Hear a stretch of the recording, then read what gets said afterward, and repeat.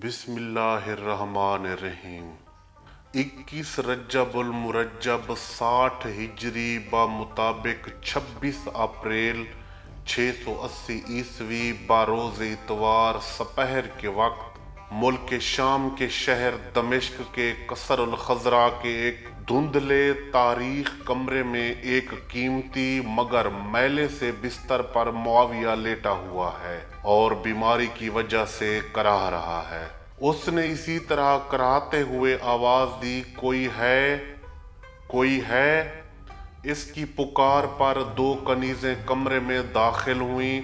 उसने कराहते हुए हुक्म दिया कि 2 हुकूमती आमिल मेहमान खाना में मौजूद हैं, इन्हें मेरे पास बुलाओ। इन दिनों यजीज मलऊन शिकार पर गया हुआ था, बारिवायत दीगर लश्कर रूम के पीछे गया हुआ था और मकाम मर्रो पर शिकार में मशगूल था, जबकि एक और रिवायत के मुताबिक इसको बाप की शदीद अलालत की खबर बहुत पहले मिल चुकी थी। वो मर्रो से वापस आ गया था और बाप की मौत के इंतजार में कोहे कासियून के दामन में शिकार में मशगूल था। लम्हा लम्हा की खबर उस तक पहुंचाई जा रही थी, क्योंकि कासियून या जौलान का ये पहाड़ दमिश्क से थोड़े ही दूर यानी तकरीबन 10 किलोमीटर की दूरी पर वाक़ था। यही वजह थी कि वो बाप की मौत पर फौरन ही वापस पहुंच गया था और ये बात इस रिवायत की तस्दीक करती है कि अगर कहीं दूर दराज के इलाके में होता तो एक ही दिन में उसका इस तरह घर वापस आ जाना नामुमकिन था। कसरुल खज़रा जामे उमविया मस्जिद के बिल्कुल करीब था और उसके सदर दरवाजे के सामने जो हवेलियां थीं उनमें हुकूमती अमाल का अलग मेहमान खाना था। उसी वक्त कनीज ने एक गुलाम के जरिए आमिलीन तक ये पैगाम पहुंचाया। गुलाम के इतला देते ही 2 अफराद कसरुल खिज़र में दाखिल हुए। एक का नाम ज़हाक बिन फरी था, ये महकमा पुलिस का इंचार्ज था, और दूसरा मुस्लिम बिन अतबा मजनी था। दोनों चलते हुए मुआविया के कमरे में पहुंचे और उसके सामने आकर बैठ गए। मुआविया ने इन दोनों को मुखातिब करते हुए कहा कि इस वक्त यजीज यहाँ मौजूद नहीं है और मैं वसीयत करना चाहता हूँ और चाहता हूँ कि वो वसीयत तुम लिखो, फिर मुझे पढ़कर सुनाओ। इसके बाद मैं इस पर अपनी मोहर लगा दूंगा। उन्होंने कागज कलम दवात मंगवाया और वसीयत लिखना शुरू कर दी। ये एक तवील वसीयत नामा था जिसका खुलासा कुछ यूं है। ऐ यजीज, तुम मेरा ये एहसान कभी नहीं उतार सकते कि मैंने अरब के तमाम शुरफा की गर्दनें तुम्हारे सामने झुका दी हैं। मैंने तुम जैसे बद किरदार और नाअहल के लिए हुकूमत और इक़्तिदार का रास्ता साफ कर दिया है और तुम जैसे फासिक को फाजिर को इस्लाम जैसे पाकीज़ा दीन का बेताज बादशाह बना दिया है। मैंने अपनी जिंदगी में अपने सियासी तदब्बुर की वजह से कभी कोई बगावत नहीं होने दी। अब जबकि मैं इस दुनिया से जाने वाला हूँ तो तुम्हारे लिए चंद मशवरे छोड़े जा रहा हूँ। इनमें सबसे अहम बात यह है कि मेरे बाद इन 5 अफराद से कभी गाफिल ना होना। मैं ये अच्छी तरह जानता हूँ कि जब भी तुम्हारी मुखालफत हुई इन्हीं 5 अफराद की वजह से होगी और मैं तुम्हें इनकी कमजोरियों से आगाह कर देना चाहता हूँ। पहले नंबर पे अब्दुल्ला इब्न उमर यानी खलीफा सानी का बेटा। ये अपने बाप की वजह से खिलाफत की ख्वाहिश कर सकता है, मगर इसकी 3 कमजोरियां हैं। इनमें से सबसे बड़ी कमजोरी इसका भाई आसिम इब्न उमर है। आसिम इब्न उमर की बेटी उम्मे मस्कीन से तुम्हारी शादी करवा के इसका हल मैं पहले ही निकाल चुका हूँ। यानी उम्मीद है कि दामादी का लिहाज करके आसिम कभी मुखालफत नहीं करेगा। इसकी दूसरी कमजोरी दौलत है, इसलिए मेरी वसीयत है कि तुम इक़्तिदार संभालते ही इसका वजीफा बढ़ा देना और वक्तन फवक्तन इसमें इजाफा भी करते रहना। जब तक इजाफा होता रहेगा तब तक इसकी हमदर्दियां तुम्हारे साथ साथ रहेंगी। तीसरी कमजोरी लीडरशिप है, और हाँ, हमेशा इससे आजी से मिलना और झुक कर मिलना। इस तरह वो तुम्हारा कभी भी मुखालिफ नहीं होगा।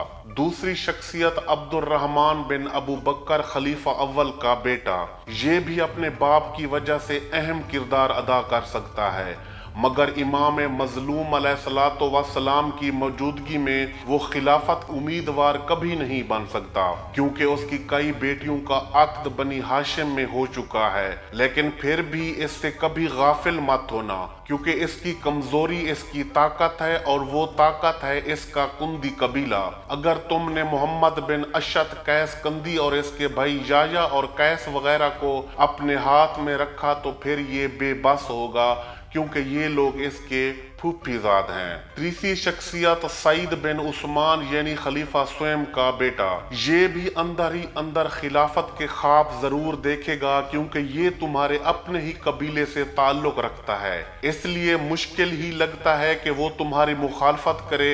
हाँ, अगर मुखालफत करे तो उसे सफीन की याद दिलवा देना कि जंग सफीन हमने इसके बाप के इंतकाम के नाम पर लड़ी थी, और इसका सबसे बड़ा तोड़ मरवान है जो इसका बहनोई है, इसलिए उससे भी हड्डी डालते रहना।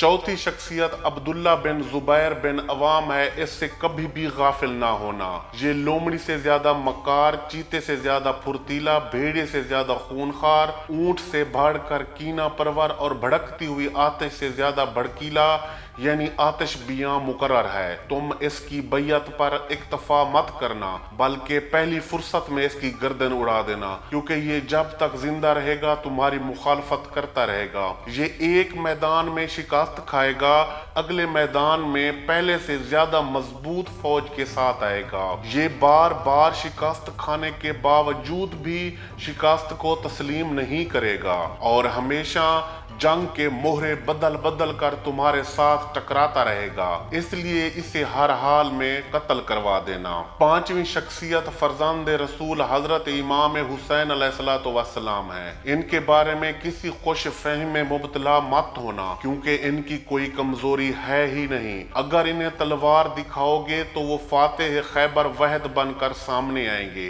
दौलत पेश करने की कोशिश करोगे तो इनके कदमों में कायनात के खजाने ठोकरें खाते नजर आएंगे। इनके सामने जितना हो सके आजिज़ी को तरजीह देना और दीन की जहरी चादर को कभी ना उतारना, वरना वो दीन के मालिक हैं, कभी भी खामोश नहीं रहेंगे। मेरी एक बात हमेशा याद रखना, याद रखना, याद रखना कि इनसे किसी सूरत भी जंग मत करना, अगर मुमकिन तरीके से जंग से बचना, क्योंकि अगर तुमने इनसे जंग की और तुम्हें फतह हासिल हुई तो सारी दुनिया तुम पे लानत करेगी, और अगर शिकस्त खाई तो फिर भी लानत ही तुम्हारा मुकद्दर बनेगी। यानी इनसे जंग का इंजाम सिर्फ और सिर्फ लानत है। हाँ, अगर कभी इनके साथ जंग नागुजीर हो जाए तो अपनी जान लड़ाकर जीतने की कोशिश करना और फतह हासिल करने की कोशिश करना, और अगर फतह हासिल कर लो तो इनके साथ वो रवैया रखना जो अमीर अल मोमिनीन अलैहिस्सलातु वस्सलाम ने जंग जमल के फतह के बाद उम्मुल मोमिनीन के साथ रवा रखा था, यानी इन्हें इज्जत और एहतराम के साथ वापस मदीना रवाना कर देना। उनके साथ ज्यादती का भी सोचना मत, इसी में तुम्हारे इक्तदार की बका पोशीदा है। हमें अमीर कायनात अलैहिस्सलातु वस्सलाम के रवैये से सबक हासिल करना चाहिए। हाँ, ये भी याद रखना कि अगर फरजांद रसूल अलैहिस्सलातु वस्सलाम ने अल्लाह में हक बुलंद फरमाया तो उनका साथ बहुत कम लोग देंगे, क्योंकि हक की हिमायत करने वाले कम लोग ही होते हैं। इनके अदल व मसावात के निज़ाम को दुनिया परस्त कभी भी कबूल नहीं करेंगे। हाँ, अगर इनका साथ देने के लिए कोई आगे बढ़े तो वो कूफी होंगे। और बात ये भी याद रखना कि कूफियों की दो कमजोरियां हैं। कूफी सरदारों की कमजोरी दौलत है और अवाम की तलवार, लिहाजा सरदारों को दौलत का लालच देकर और अवाम को तलवार से घुटने टेकने पर मजबूर कर देना। इस तरह तुम्हारी हुकूमत अपनी कदमों पर खड़ी रह पाएगी। मुआविया ने यह वसीयतनामा लिखवाने के बाद इस पर मोहर लगाकर इनके हवाले कर दिया और उन्हें कहा कि जब यजीद वापस आए तो ये वसीयत उसके हवाले कर दी जाए।